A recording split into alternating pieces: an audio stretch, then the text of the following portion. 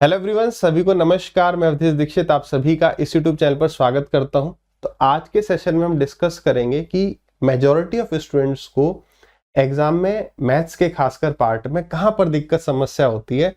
अगर आप किसी भी एग्जाम की अभी रिसेंटली वो आने वाला है उसकी तैयारी कर रहे हैं तो कहां पर आपको काम करना चाहिए।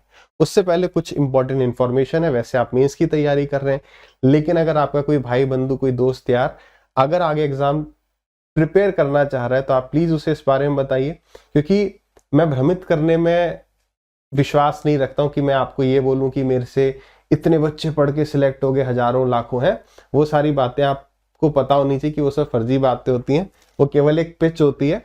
मेन बस मैं ये कहूंगा कि आप अपने दोस्त यार को कहें कि यार एक दिन का फ्री ट्रायल ने, एक दिन का फ्री ट्रायल मतलब कंप्लीट कोर्स आपके सामने एक दिन के लिए फ्री ऑफ कॉस्ट खुल जाएगा, है ना। कि बोलते तो सब रहते हैं इतना बढ़िया कोर्स है, ये है वो है, लेकिन फिर फ्री ट्रायल दो। तो हमने फ्री ट्रायल है और ये प्राइसेस होंगे, आप उन्हें बता सकते हैं, शेयर कर सकते हैं। और ये डेट रहेंगी 6 to 11 जन।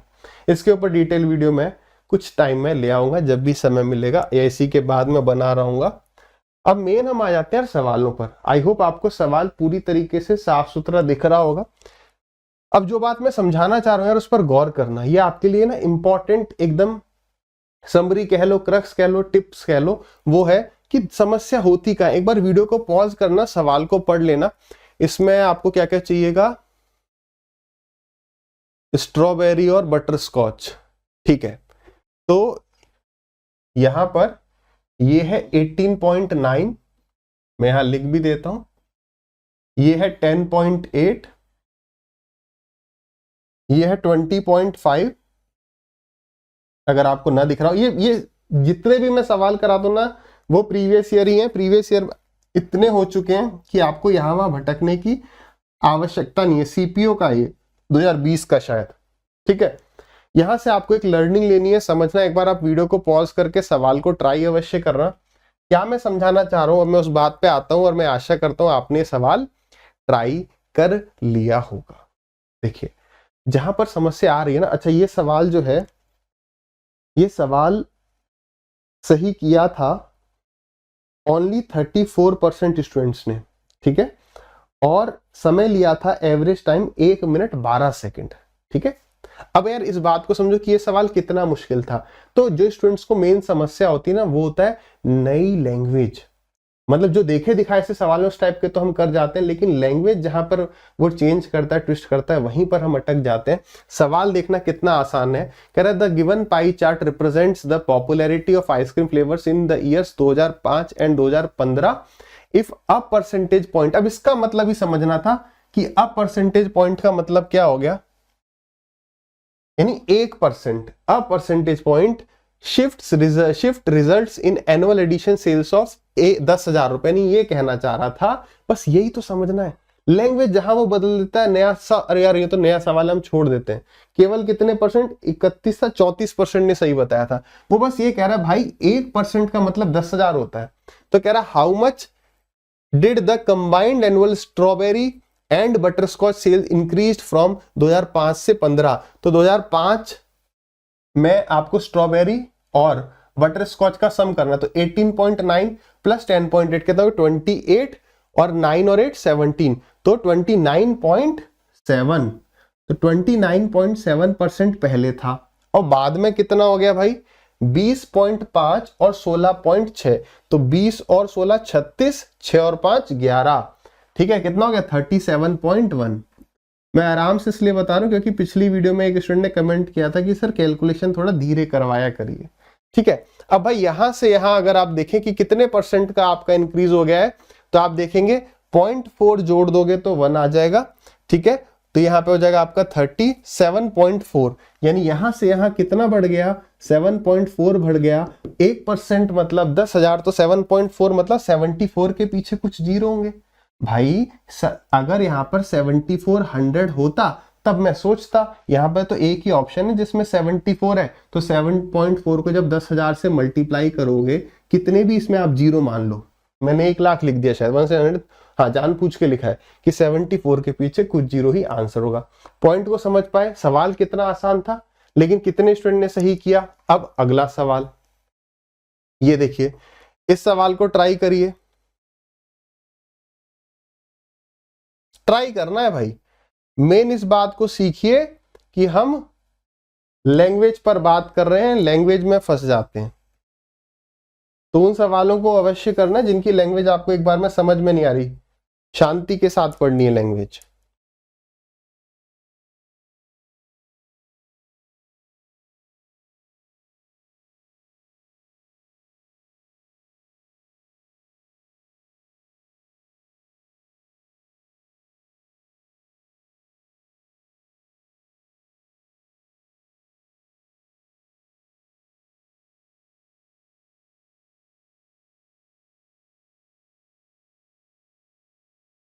करें भाई डिस्कस, जिसको लैंग्वेज समझ में आ गई होगी उसका आंसर आ गया होगा। अब देखो, ये सवाल भी उठाने का रीजन क्या है, लैंग्वेज थोड़ी सी ट्विस्ट करिए। यहां पर 25% स्टूडेंट्स ने सही आंसर दिया था और एवरेज टाइम लिया था 35 सेकंड, मतलब 35 सेकंड में ही हथियार डाल दिया कि भाई अब हम पे नहीं हो पा रहा। केवल 25% ने सही किया। अब देखो ये भी कितना आसान था, कह रहा है। अब देखो मैंने आपको पहले भी बताया, हाइट एंड डिस्टेंस में इट इज वेरी इंपॉर्टेंट कि आप उसका डायग्राम बना जाए कि वो कहाँ एलिवेशन हो रहा है, कहाँ पे, बस डायग्राम इज इंपॉर्टेंट। कोई भी हो, चाहे अर्थमेटिक, अधिकतर अर्थमेटिक में लैंग्वेज की वो हमें फंसाने की कोशिश करता है। तो लैंग्वेज को समझना इज वेरी इंपॉर्टेंट कि वो कहना क्या चाह रहा है। हम उसको समझ ही नहीं पा रहे और अपने हिसाब से चल देंगे तो आंसर तक नहीं पहुंच पाएंगे। कह रहे a person was standing on a road near a mall, ठीक है, he was 1425 metre away from the mall and able to see the top of the mall from the road in such a way that the top of a tree, अब ये tree कहीं से आ गया, पेड़, which is in between him and the mall. तो यहां पर यार एक आदमी खड़ा था, आदमी की कोई हाइट नहीं बता रहा, तो वो पॉइंट के मात्र है, ठीक है, बिंदु के बराबर है। तो वो यहाँ पे खड़ा था, यहाँ पर मॉल था, तो वो मॉल को ऐसे देख रहा था। यहां पर कहीं बीच में, इन दोनों के बीच में कुछ पेड़ है, किस प्रकार से है, top of a tree which is in between him and the mall was exactly in the line of the site with the top of the mall. अब बस वो यही कहना चाह रहा था कि जब वो यहां से यहां इस मॉल को देख रहा है ना, तो पेड़ इस तरीके से है कि पेड़ यहाँ पे एकदम इससे, इसका जो टॉप है, पेड़ का टॉप एकदम इसी रेखा में आ जा रहा है। तो यार यहां से आप क्या समझ पा रहे हो, यही समझ पा रहे हो कि एक बार इस छोटे ट्राइंगल को पकड़ोगे तो जो थीटा यही होगा वही इस बड़े वाले में थीटा होगा, टेन थीटा दोनों में बराबर होगा। अब ये क्या कह रहा है, कह रहा है the height of the tree is 10, height कितना है ट्री की, 10 है, and it is 30 metre away from him, और वो उससे 30 मीटर दूर है। तो टेन थीटा क्या होता है, परपेंडिकुलर अपॉन बेस, यानी इसका और इसका रेशियो कितना है, 1 और 3, यानी कि इसका और इस पूरे का रेशियो भी 1 और 3 होगा, क्योंकि थीटा तो वही है। अब उसने या तो ये हाइट दे दी होगी, ये पूछ रहा होगा, ये दे दिया होगा, ये पूछ रहा है, तो क्या कह रहा है, मॉल की हाइट बता दो। यानी उसने ये डिस्टेंस बताया था ना 1425, तो 1425 कितने रेशियो की वैल्यू है, 3 की वैल्यू है, 1 की बता देनी थी, 3 चौक 12, 3 सत्ते 21 और 3 5 जा 15, 475, यानी ऑप्शन ए इस सवाल का सही जवाब था। यानी मैं कहना चाह रहा हूं कि लैंग्वेज समझने में सबको दिक्कत परेशानी होती है, सवाल को आराम से पढ़ना है और एक बार कोशिश करनी है कि हम एक बार में ही सवाल को समझ जाएं। एग्जाम में डेफिनेटली नर्वसनेस की वजह से ऐसा होता है कि हम 4 बार पढ़ रहे होते हैं, क्योंकि हम जल्दी पढ़ने की कोशिश करते हैं, टाइम सेव करना है। भाई एक बार पढ़ो, आराम से पढ़ो कि फिर से ना पढ़ना पड़े।